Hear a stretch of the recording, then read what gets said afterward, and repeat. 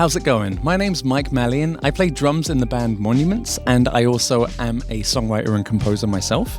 And I'm here to show you my presets for Beat Scholar and how I think this is a revolutionary new way to make polymetric music and to understand and take off some of the heavy lifting of weird time counting when we're making things like gent, progressive metal, but also progressive jazz like Tigran Hamasyan and Benny Greb and all sorts of other stuff. I'm a big fan of that sound, what it does. I feel like it's conceptually a system that can be taught. It's part of why I teach the way that I teach with all of my educational communities. And this is basically the method that I'm going about. I've got YouTube videos out about this, like one called How to Gent at this moment in time. I believe quite strongly in the systematic teaching of this process. So let me show you how Beat Scholar works so well to think in this way and how it can help you with your compositions and how you can be making awesome music, taking that heavy lifting out of the mind and starting to use the tools to visualize these systems and then potentially internalize them yourselves to get really, really confident with them as a player in any instrument. The sky's the limit with this. Really excited. I've been dreaming of a visualization method like this for a long time, so I'm really, really excited that this works so well. The concept is that we're going to use two instances of Beat Scholar. We're going to be using one for the feet, or the polymetrics, and one for the hands, or the main beat.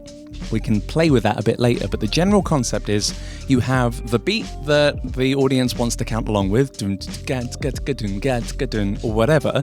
That's the audience, right? That's the vibe, that's the enjoyment of the song. But underneath, we might have some weird-ass patterns like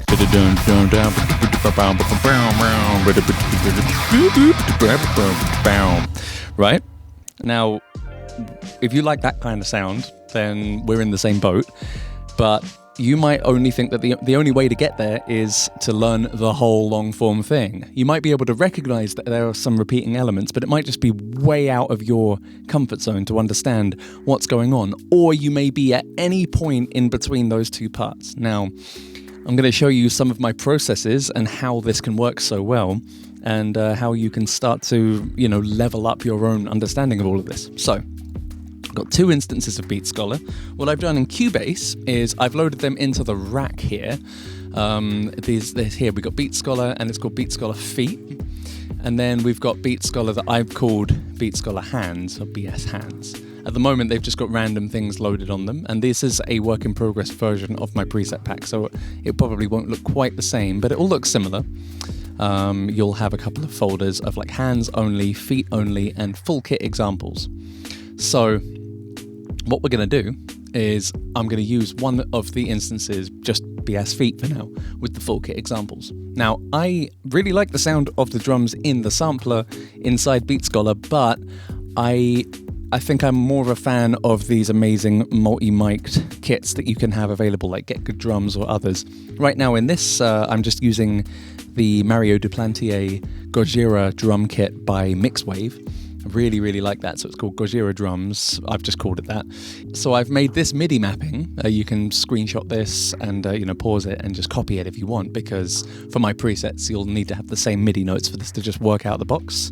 Here's the second page. This is also the same MIDI mapping that I use in my keyboard drumming tutorial, which is mixed with my injury history, and it's part of what I spent so long making as a keyboard drum kit layout that worked for my brain and allowed me to make music with this instrument. And you can click on that video and learn more about that if you want. So with that set up, we have, but the reason I'm using the rack for Beat Scholar is so that I can run a MIDI track that's just any old, it's a completely free MIDI track, not an instrument track. It's quite important. So here we are. We're going to look at having these MIDI tracks set up in this way. We're going to set one of them up where the input is set as BS Feet MIDI output. So it's coming out of the plugin and going into this track. And then the output of the MIDI track is going to our drum kit. In this case, it's Gojira. Remember, you only have to do this if you're trying to use an external sampler. You don't need to do this if you're using the internal sampler of Beat Scholar. And then you can take on your second track the output of the plugin BS Hands and that's your input for this track, and the track's output goes again to Gojira drums. That will give you the ability to record on both of these instances and then just drag them into the Gojira drums later. And then you can leave monitoring on and recording on. There is a setting in Cubase to stop the auto recording of tracks when you click on them. It's in the preferences. Go do that because it's one of the worst default settings of any DAW I've ever had. You can turn it off. It's amazing because otherwise you click on these and the record light comes up and up. But I don't want to get into complete tutorial land. It's just that always annoyed me until I fixed it. For now, I'm going to turn off hands and I'm just going to show you what happens inside BeatScholar. So you open it up. What I recommend you do if you've gone ahead and set this up for another sampler, then you go into enable and turn off sampler here. That disables this whole thing. It sounds good, but I really like the sound of other instruments, and I think I can just launch into my style of writing a bit easier that way. So we've turned the sampler off on both, and then you'll be able to tell that this works because you can click on these drums. So we've got kick, snare, we've got hats, closed and open, we've got crash, ride, other crash, and then we've got 3 toms here. So we're going to basically be utilizing those notes. You'll see the kicks are pink, snares are blue, and the cymbals are various colors, ride, open or closed hats, and crash. That's what the color coding looks like. So this is an example of what we're trying to make the sound of. This looks very complicated because it is. But I just want to show you that these examples are there for you to learn what is possible with this, but these aren't the modular approach that I am so passionate about. This took me a long time to do, but this is not how I would recommend you use it because I had to really work out how everything rotated. This is no benefit versus the position I was in before I had BeatScholar.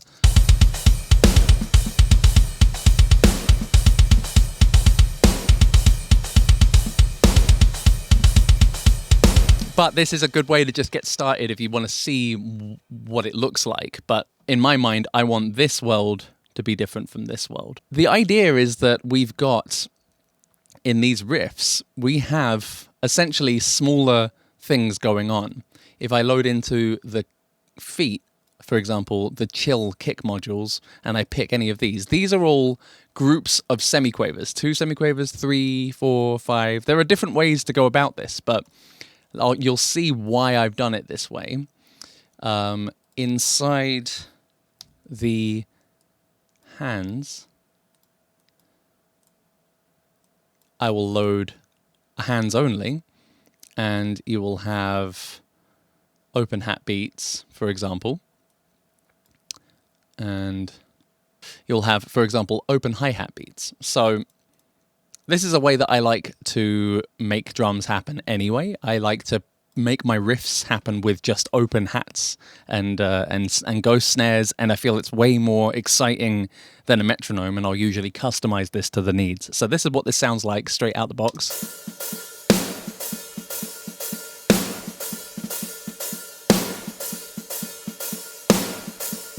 And it doesn't matter what your time signature here is, it will always work fine. And then you can change the tempo in your DAW, it will change that. I've just written in a couple of things there, so we can get rid of those. But I'm going to take it back down to 120, that's where I like it. And with our hands doing that, what we can do is we can see with the feet that we have the ability to basically see a polymeter happen in real time. Watch this.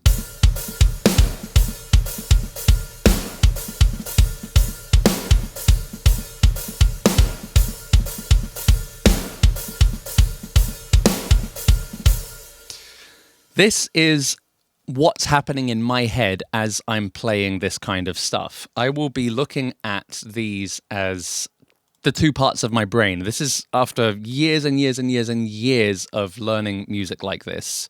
I'm been working out how this works so that I can learn stuff more quickly. It's part of things that have allowed me to learn things like filling in for Periphery in 24 hours or doing Portals by Tesseract in 6 weeks of learning every bit of material meticulously.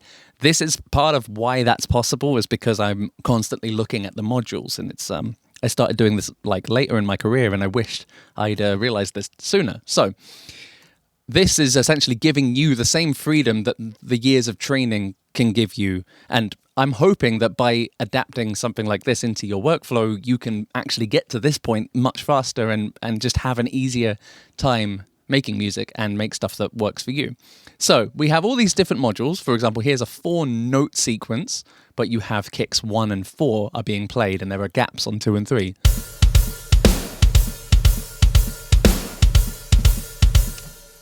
It's a little bit boring when you listen to it, not exactly polymetric, but we've also got groups of 5, groups of 6. I like that one because it's kind of a trick. It really feels like the accent is on the second note. There's also patterns in 7, 8, and so on. I'm still developing a few of these and tweaking them before the final release, but yeah, I'm just enjoying playing with these ideas. And the idea is that as you come up with riff ideas, if you can count the total number of notes and find the accents within them, you can input them into your own sequence of kick drums, and then you can move between them. And by move between them, what I mean is that this actually allows you to change on the fly. The quantized value here is really important because if you set it to 4/4, it will only change on the next full 4/4 bar, which is a really useful thing. If I play this, I'm going to tell you when I click on number 4.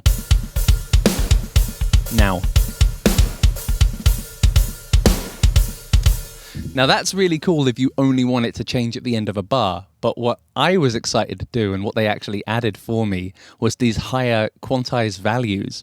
They added them into the plugin at my request.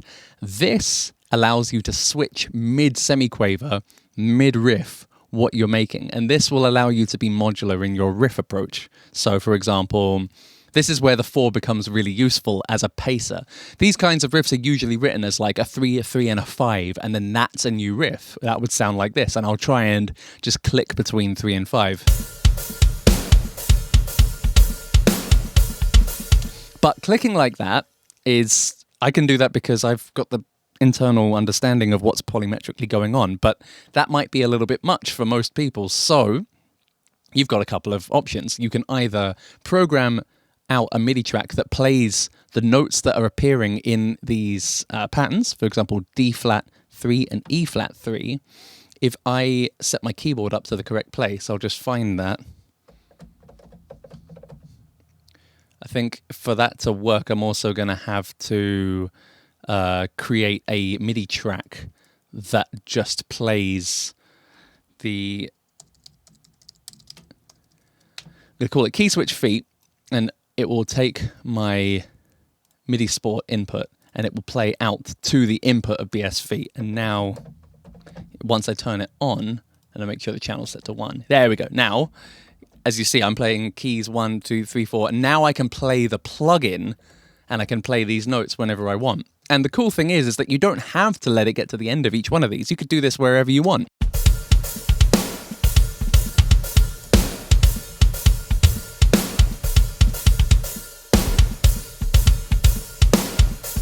And then if you find a pattern that you like, you can just record, for example, a phrase of these notes.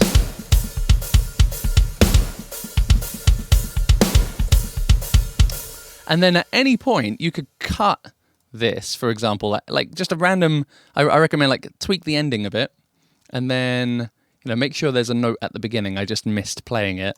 I'll go for that one, for example. And then we'll just hit the duplicate button. This allows me, because I cut it to the quantized value, I can now just duplicate it. And then that pattern is now my riff.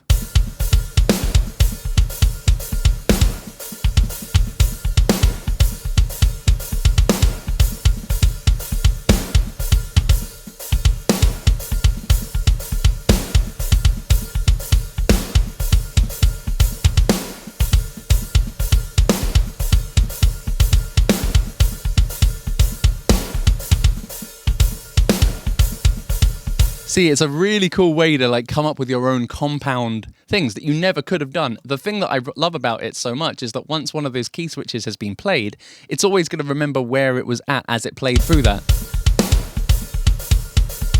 Once you're happy with the sound of that, you can then record the MIDI of those two parts. I just hit record.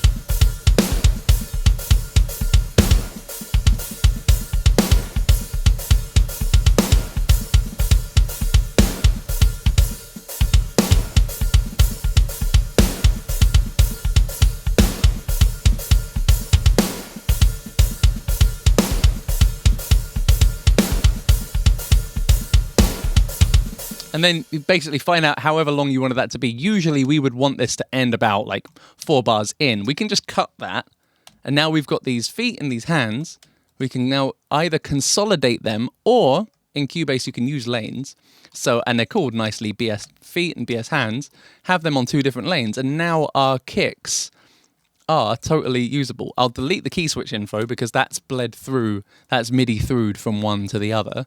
It's just going to happen. We can now delete that. And now we have absolutely no use for BS hands and BS feet. We'll turn that all off. And now, as you see, this is now just playing normal MIDI.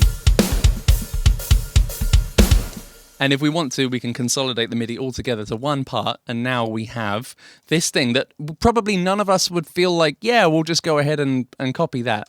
We can do functions on that, like deleting overlaps in case we've heard any doubles from our kind of rough playing. If we put the MIDI things on the wrong place, I probably should have quantized my stuff to get rid of some of those doubles before. But, you know, it doesn't really matter because you're just making music, right? And then we've got this. This can be our riff now.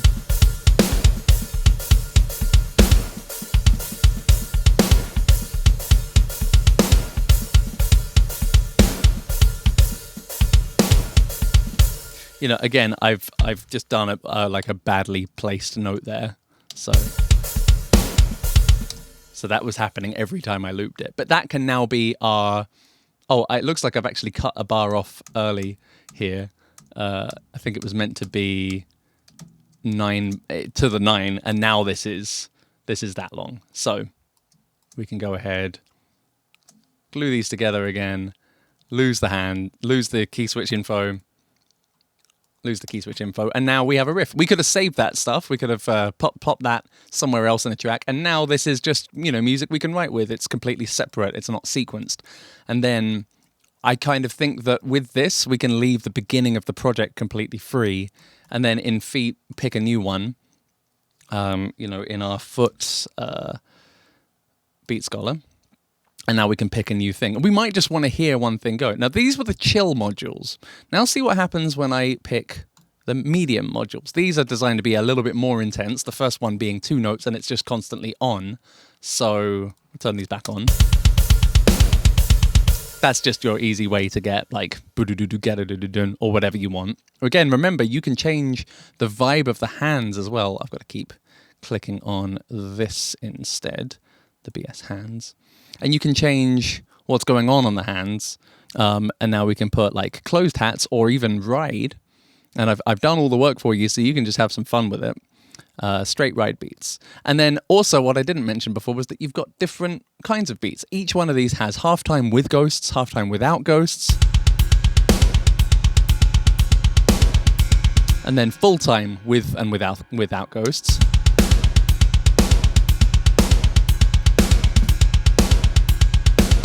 And then there's also no snare. I'll come back to that in a minute once I've shown you a couple more of these. So let's go halftime with ghosts because it's really a powerful thing. And again, this one could be set to be 4/4 quantize. And now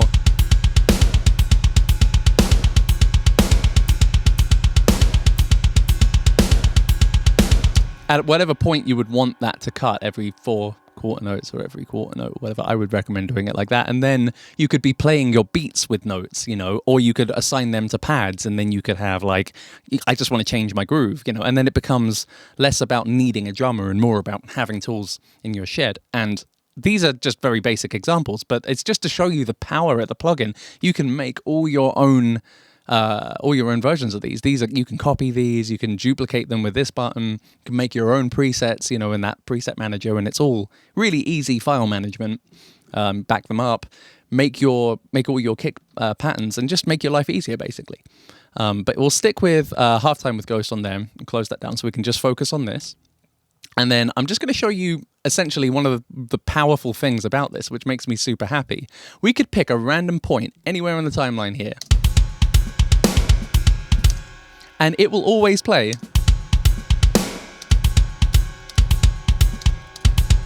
It will remember how displaced that should be in that moment. This will only work either from if it's basically just been free running from the beginning. If there's been a MIDI note at some point to tell it what to do, it won't have known that. So this will only work for the beginning part of your project, which is why I think with that in mind, I would probably adjust my songwriting process to be that the beginning is the open writing part, so that the sequencer can just run free. So if I wanted to hear what it would sound like to just have it start at random parts, I could click around in the beginning. You know, if I have like a 7/16 pattern, if I play from the beginning,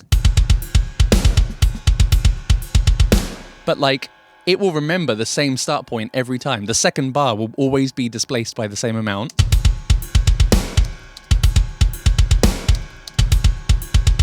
The third bar the same.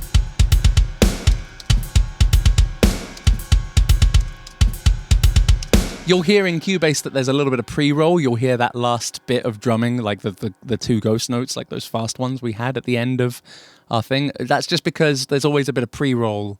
It's part of the buffering process of DAWs. So you might not be hearing it every time you press play from beat one, but that's just why.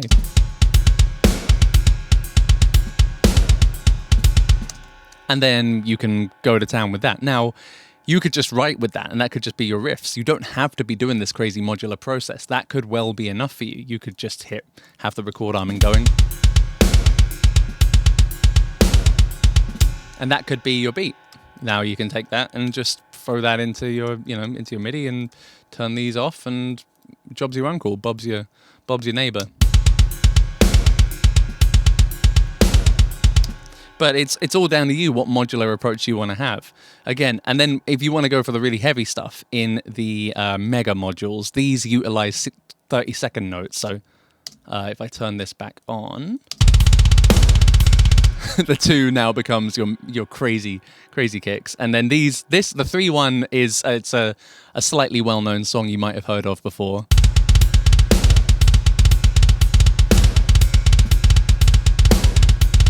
And this one was very close to being the same, but I can turn this one into the second verse from that.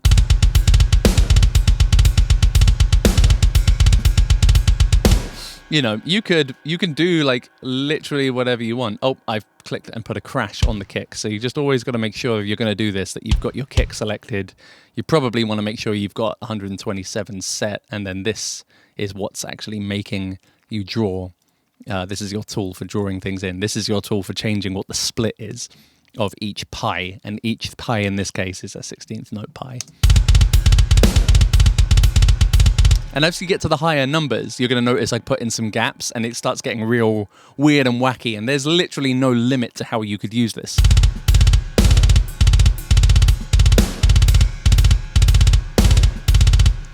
If you decide that for that particular vibe, you'd want something else going on in your hands, you could then go take go out of ride beats. We could go into straight crash beats and go half time with ghosts. And then what I might want to do for like a hyper breakdown, if I were to want to customize this, I could hold down shift on here and click and get rid of everything. I can also hold down control, and then that will set everything here to be whatever this value was for my splits. So 1 is what I want for this, and I'll show you why.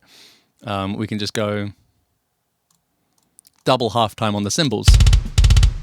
Oh, I've put a kick down. Whoops. And we might be able to put another one of these down for like a China somewhere maybe. We can play around with those notes and do other things, but for this we can just use a crash.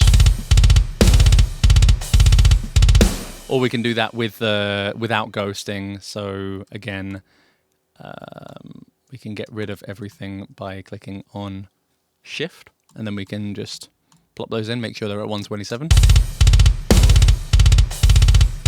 And you can then just get rid of one of the bars as well. And if you like that, you can then save this preset somewhere else, wherever you'd want in your own preset library, and you would have that version to come back to. Just use good naming conventions and you'll be fine. If you play around with it, you don't hit save, you'll always be able to come back to it. You won't be able to save over these once they're inside the artists. These are just in my user because this is how I'm building it, but you will be seeing all my stuff inside your artists thing. So I've also made some of these patterns as slight, like a middle way through, and this could be a more fun way for you to use this, is actually to make these as like, you know, do those rotations actually within the plugin rather than having to click between 7 and 9. This might be the golden setup, to be honest. You can use the other one to get to this point, but this one I would recommend. I'm going to put that back to halftime with Ghosts, and then we're going to listen to what some of these sound like. Again, you'll have all of these, and the numbers relate to the total number, not the accents within that are being hit. It's really important to talk about riffs in terms of how long they polymetrically rotate, rather than just thinking of 1 2 3 1 2 3 1 2 3 and then telling someone that's 3 3 3. It's like it's actually 4 4 4, but you've got 3 of those as accents. It's a terminology thing, and it encourages better conversation and better songwriting collaboration every time. I'll put the hands back on.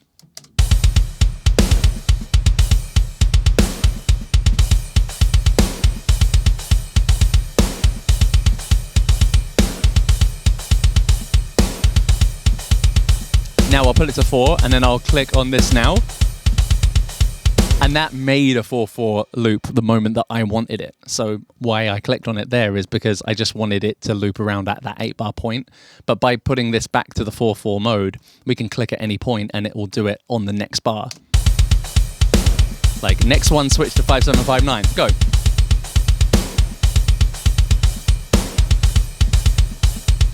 Now switch to 3/4 on this one. And now the development of that, 3/3/4/3/4.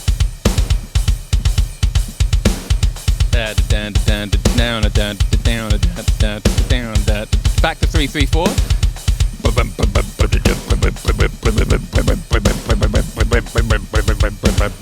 A-B style, let's go back.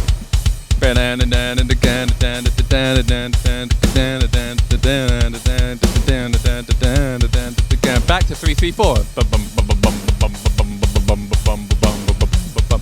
You see how this is so powerful? Switch this one and that one. See, I just clicked on both of them there. Both of them set to 4/4. Let's change this one. Switch to halftime with Ghosts and switch back to 3/3/4. You know, it's like, it's just so powerful, and I really recommend you make your own sets of patterns like this. And really, my absolute biggest advice to you would be to try and work out how your favorite songs that you like to learn play and the music that you're already writing, work out the breakdowns of that. How many layers are there to that wildcard process? How many layers are there to that? This is just part of the process, and I'm so happy to be able to talk about this, and I'm so excited for what this can do for all of us as writers. If you're interested in learning a bit more of this mindset and actually the mechanics of playing it, then a lot of these patterns are actually from my MalyanDrum Academy course. We talk about how to play and how to get up to the point of playing the 7/7/7/9, the 5/7/5/9. These are actually, I've done these in my course, so you can actually use these and they will actually line up perfectly with the Polymetric Confidence course from MalyanDrum Academy as well. So I've kind of snuck that in as like a little treat so you can hear what it sounds like. But if you want to learn to play like that and you know, a little bit more of the mechanics of what's going on with very simple hands, check that out. And I'm going to continue to develop on that mindset. The last thing I want to show you is what happens when we take the kick and snare patterns and then we take the snare out of here. As I promised you I would come back to this. Because sometimes the kicks and snares are in the same world and it's polymetric, and it's just the cymbals that are in the common time. This happens quite a lot actually, and it switches between.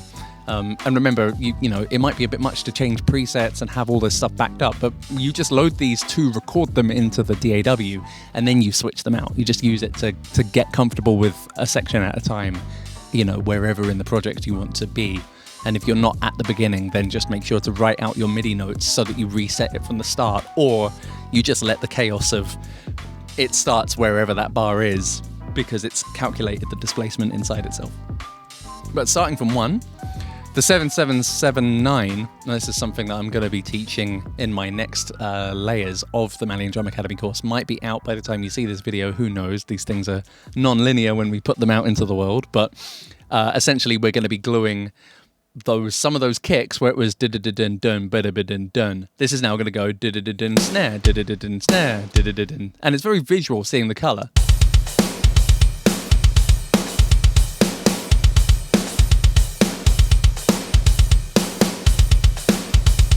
And, you know, if you like the sound of it and you want to play with it more, you can click on the bars button here, go to patterns, and you can just copy that.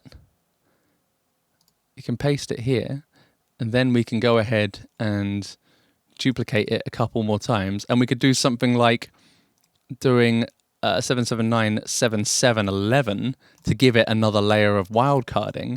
We just paste that in there, and then we just click and drag up. And then we could go ga, dun, ga. And now we've got a super compound thing. And then if we wanted, we could double that up. And then, you know, we just keep going with that.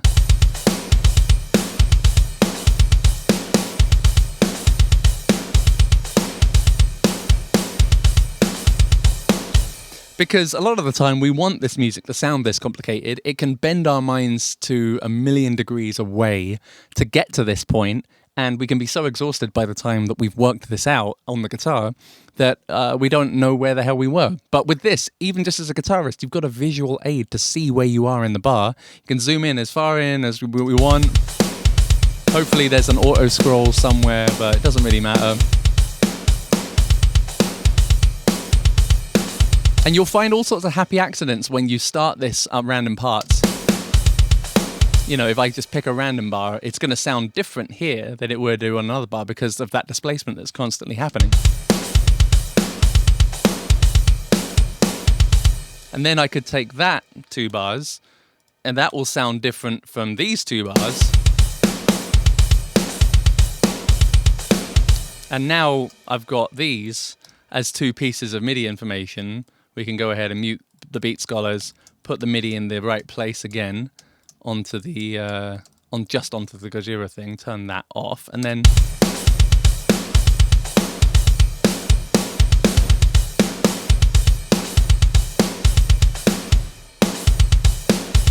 that could be your new riff. You see how powerful this modular system is? It's everything. You can break down any song, and I intend to continue to break down lots of different pieces of material and just keep cycling this process, and we can keep working on it together, because I promise you, once you've done it enough, you'll get to this point like how I kind of feel it, which is where all of this is very natural to you. It's like 2 clocks that can cycle within their own worlds, and this way you can just take some of that lifting off your mind, and eventually you'll get used to the sound of it in a modular sense to a point where it becomes your true language.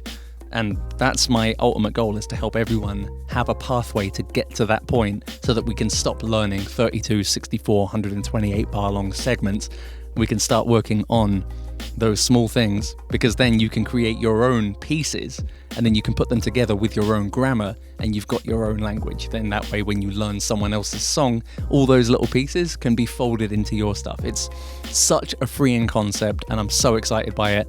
I'm extremely impressed by Beat Scholar and Modalix for making this in the first place, and for Beat Scholar is just such a great example of what you can do with it. I can't wait to see what the future of the plugin is, and what the future of the company does. I'm super stoked with it. I recommend you pick it up, check out my preset pack that's in there now, have a play with it, just have some fun, really. Just see what happens when you use it, and tag me in the stuff that you make with it. I'd love to see what you're doing with it, and yeah, I hope to see you around on a stream or a video sometime.